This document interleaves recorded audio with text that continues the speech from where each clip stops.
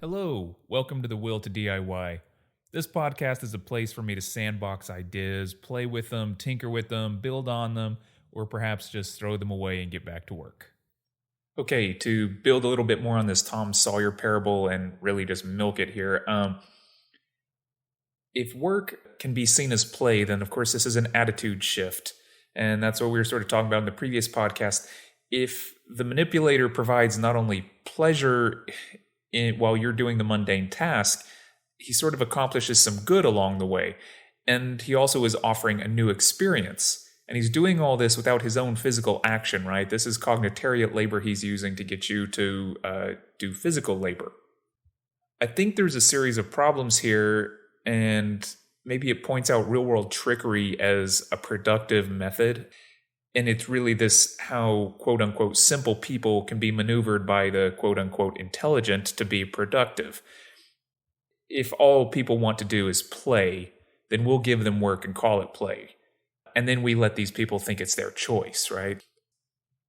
I think this takes a couple of different paths. If you're one of those people who's stuck at a desk all day working, then when you get home, all of a sudden, the thing that you choose to do might be manual labor. It might be handcraft. It might be getting sweaty, dirty, busting up your knuckles, those kind of things. And this is because it's different. It's an alternate experience. And all of a sudden, we're doing the work that somebody else normally is paid to do, but we're doing it of our own volition.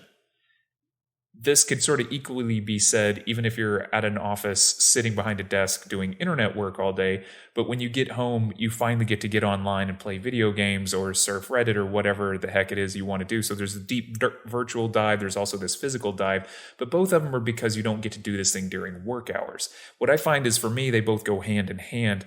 My hand labor requires YouTube video watching, so I go down wormholes on both ends, buying weird tools and also watching lots and lots of YouTube videos. And both of these feed into the capitalist behavior system, right? So they get to sort of, I'm economically providing on both ends, behavior capital plus physical actual capital to these items that I'm purchasing.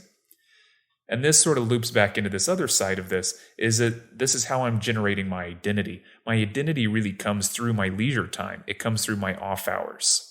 It might be the only thing that you can do to make yourself interesting, because I hate to say it, but a job is just a job. If you're doing something out of necessity, then your choices are actually quite limited, and we really can't gauge you on those choices. So only the weekends and evenings become definitional, and that means that you have social capital with how you choose to use those times. So you might even be, your time at home watching Netflix is actually part of a social game that you have to do, because if you can't talk about Game of Thrones or something like that, then you lose social capital from the conversations you can get in the future. So now even your video watching time has to be curated around the idea of identifying yourself. So that becomes a version of work as well. And then on this sort of more even base level, if you don't have a manly hobby, are you a man? So some hobbies end up choosing you because of who you want to be seen as. So I know this can get deeper and deeper, and we can circle around to it. I know we could get really fussy and say that no one really has a choice because it's all a limited range of socially permissible options and blah, blah, blah. And we could get super pedantic about it, but let's kind of try to avoid that for right now. I think one of the things I really do want to pay attention to, though, is the idea of choice, where work, when chosen, the attitude shifts from authority to play. If you're making the choice, then you think you're playing, even if we've been duped into this.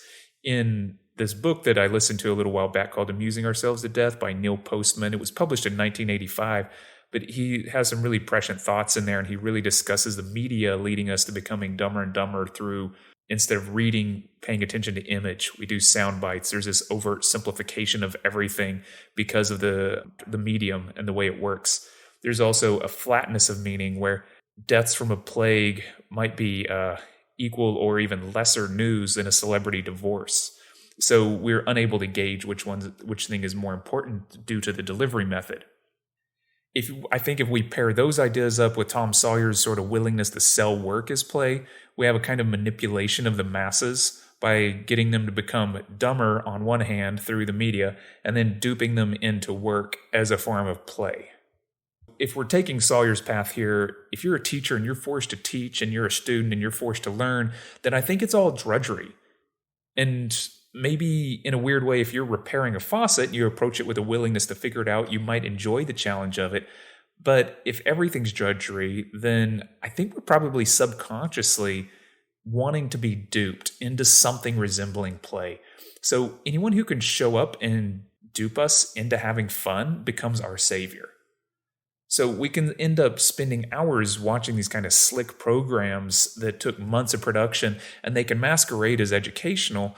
But what really happens is a lot of this information is bombarding us, and it's very passive learning. You're not really required to participate or engage with it. Wherein I think real learning is more like play, and that you can learn and how to learn.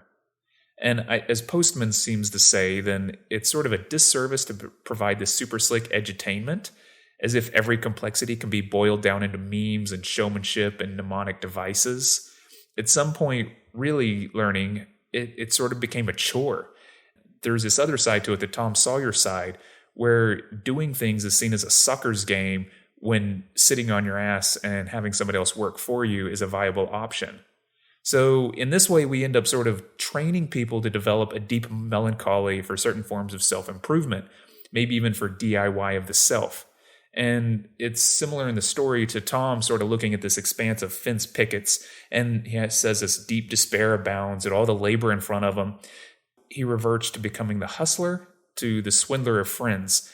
He reverts into becoming this sort of cognitariat laborer, right? With other people as his machines and his words as his tools.